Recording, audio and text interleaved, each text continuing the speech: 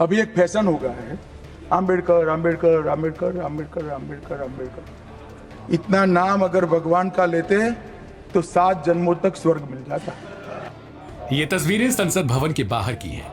हाथों में डॉक्टर भीमराव अंबेडकर की फोटो के साथ ही तेज नारेबाजी।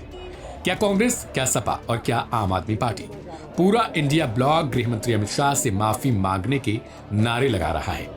इससे पहले लोकसभा और फिर राज्यसभा में भी अंबेडकर को लेकर जारी विपक्षी सांसदों ने जोरदार हंगामा किया। इस पर राज्यसभा और लोकसभा की कार्यवाही को स्थगित कर दिया गया। आरोप है कि राज्यसभा में संविधान पर चर्चा के दौरान गृह मंत्री अमित शाह के एक बयान ने इस मामले को तूल दे दिया।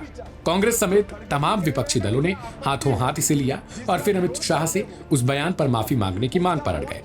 शाह ने अपने बयान में कहा था कि अभी एक फैशन हो गया है, अंबेडकर अंबेडकर अंबेडकर। इतना नाम अगर भगवान का लेते तो 7 जन्मों तक स्वर्ग मिल जाता।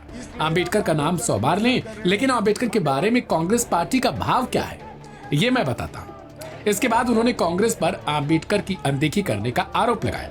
अब कांग्रेस का आरोप है कि गृहमंत्री शाह ने अंबेडकर का अपमान किया है और माफी मांगनी चाहिए। सदन के बाहर राहुल गांधी, प्रियंका गांधी, मल्लिकार्जुन खड़गे और आम आदमी पार्टी के नेता संजय सिंह भी नजर आए। इसके अलावा तमाम विपक्षी नेता एकजुट दिखाई दिए। कांग्रेस अध्यक्ष खड़गे ने आरोप लगाया कि बाबा साहेब का अपमान करना भारतीय जनता पार्टी और आरएसएस की पुरानी नीति रही है। ये कॉन्स्टिट्यूशन के खिलाफ है। ये इन्होंने कहा, ये पहले ही कह रहे थे कि कॉन्स्टिट्यूशन को हम चेंज करेंगे। ये इसके खिलाफ है, अंबेडकर जी के खिलाफ है, उनकी विचारधारा के खिलाफ है। इनका पूरा का पूरा काम अंबेडकर जी ने जो किया और जो कॉन्स्टिट्यूशन है उसको खत्म करने का है, तो सब पूरा देश जानता है। और वो मंशा जो उनके दिमाग में है कि उनकी जो मनुस्मृति की आइडियोलॉजी है वो और आरएसएस की आइडियोलॉजी जो है वो दर्शाता है कि वो खुद वो बाबा साहब अम्बेडकर के संविधान को रेस्पेक्ट नहीं देना चाहते हैं। इसीलिए हम वो कंडेम करते हैं और I demand his resignation. We all the parties demand his resignation and he should apologise to the country. और वो अपना काम करना चाहिए उन्होंने, और इस ढंग से अगर वो बात करते रहेंगे सारे हिंदुस्तान में आग लगेगी कि बाबा साहब अम्बेडकर का अपमान कोई सहन नहीं करेगा।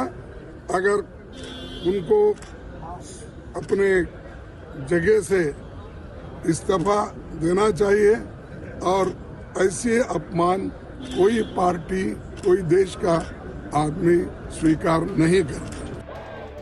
कांग्रेस समेत तमाम विपक्षी दलों के नेताओं ने गृहमंत्री अमित शाह के बयान पर हमला बोलते हुए कहा कि बीजेपी बाबा साहेब का शुरू से ही अपमान करती आई है और उनकी यही नीति और नीयत साफ है। उन्हें इन सब के लिए माफी मांगनी चाहिए और अमित शाह को देश को ये बताना चाहिए कि आखिर उन्होंने अंबेडकर पर ऐसा क्यों कहा। देखिए, देश के गृह मंत्री जी ने कल सदन के अंदर बोलते हुए जिस अहंकारी भाषा में बाबा साहब अम्बेडकर के बारे में बोला है वो निंदनीय है, वो बहुत ही शर्मनाक है।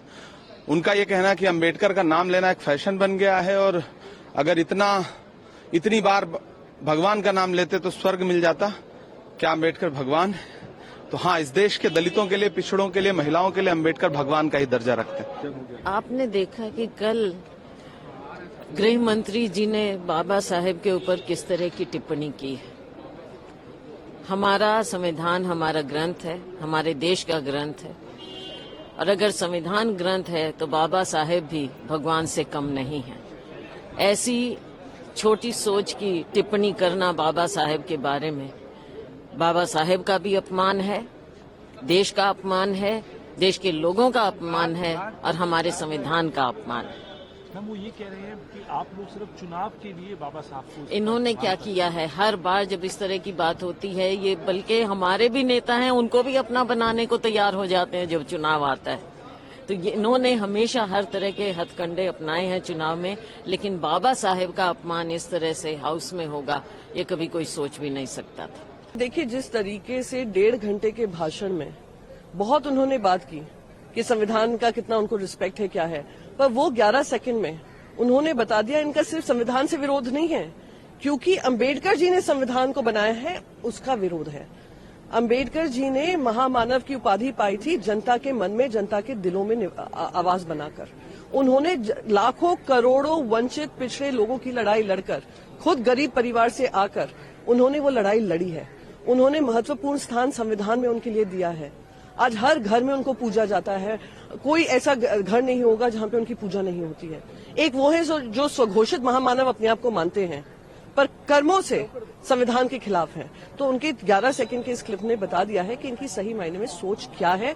भारतीय जनता पार्टी संविधान की विरोधी रही है, पर उससे ज्यादा बाबा साहेब अंबेडकर जी की विरोधी रही है, वो पिछड़े लोगों की विरोधी रही है, वो गरीब परिवारों की रही है, वो वंचित परिवारों की रही है। वो उनके शब्दों से झलका है और हाँ, हम ये प्रोटेस्ट जारी रखेंगे। हालांकि भारतीय जनता पार्टी की ओर से कहा जा रहा है कि कांग्रेस बयान को काट छांट कर दिखा रही है और बयान को गलत तरीके से पेश कर रही है। ऐसे में आपको सुनवाते हैं अमित शाह का राज्यसभा में दिया हुआ वो पूरा बयान। तो सच अर्थ में अंबेडकर जी के प्रति आपका भाव क्या है, ये मैं बताता हूं। मान्यवर, अंबेडकर जी को देश की पहली कैबिनेट से इस्तीफा क्यों दे दिया?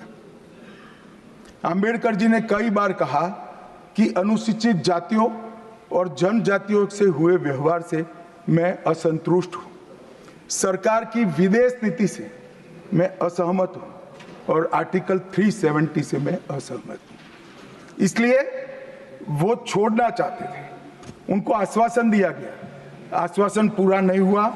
उन्होंने इग्नोरेंस के चलते इस्तीफा दे दिया। और एक श्री BC रॉय ने पत्र लिखा कि अंबेडकर और राजा जी जैसे दो महानुभाव मंत्रिमंडल छोड़ेंगे तो क्या होगा।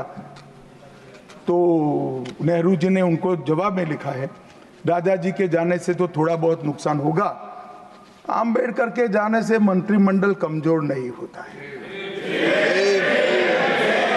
मान्यवर, ये विचार जो खड़गे जी कह रहे हैं ना, क्या आपत्ति है? जिसका विरोध करते हो उसका वोट के लिए नाम देना है, कितना उचित है? क्योंकि अब अंबेडकर जी को मानने वाले पर्याप्त संख्या में आ गए हैं, इसलिए आप अंबेडकर अंबेडकर कर रहे हो।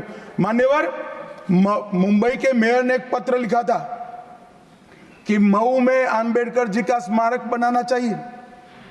मऊ में जो अंबेडकर जी का जन्म स्थान था, सुझाव लिखा।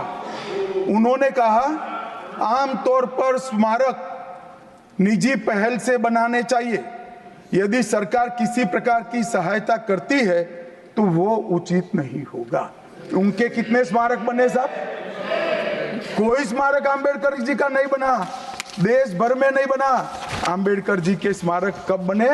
जब भारतीय जनता पार्टी सत्ता में आई, तब मऊ में डॉक्टर अंबेडकर के जन्म स्थान पर स्मारक बना।